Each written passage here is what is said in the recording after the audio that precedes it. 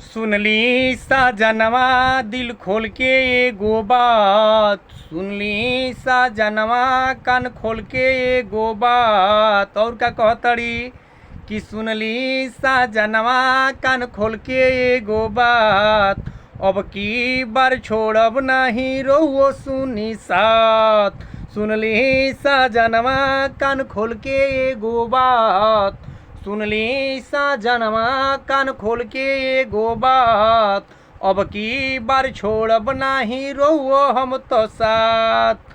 संगे अरे हमरो के लिए ले चली संगवा में, अरे हमरो के लिए ले चली संगवा में। ए राजा बोलबम के, ए राजा देव घर घुमा दी सवनवा में, ए राजा देव घर घुमा दी सवनवा में।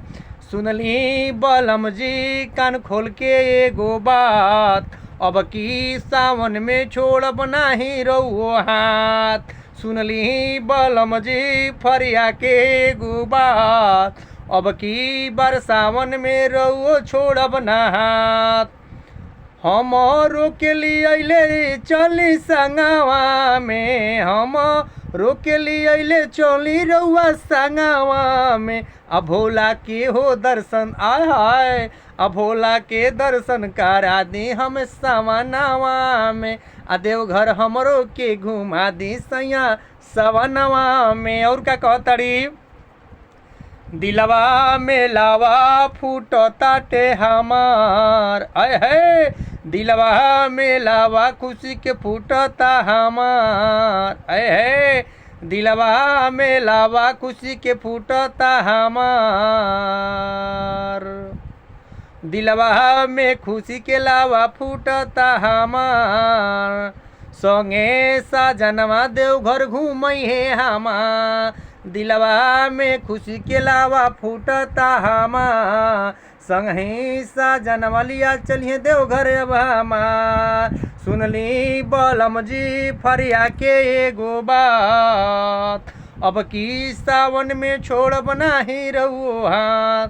हमरो के लिए ले चली अब संगवा में, हमरो के ले चली सैया संगवा में। अब भोला के दर्शनवा आय हाय हाय, अब भोला के दर्शनवा करा दी हमके सवनवा में। अब भोला के दर्शनवा करा दी हमके सवनवा में।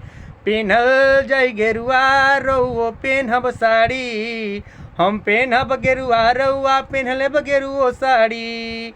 संगवा में चले के जलवा अब ढारी, आय है सुनली बलम जी कान खोल के एगो बात, अब की सावन में छोड़ब ना रहुओ हम तो हाथ। हमरो के लिए ले चले संगवा में, अरे हमरो के लिए ले चले संगवा में। सैया देव घर आय हाय हाय हाय हाय, सैया देव घर घुमा दी हम सवनवा में। भोला के दर्शन करा दी अब सवनवा में। दिलवा में खुशी के लावा फूटता हमार, दिलवा में खुशी के लावा फूटता हमार। अब बोलबम सपना में रोज शंकर जी आवेलन हमार। बोला कंवरिया बोलबम बोलबम हो बोलबम।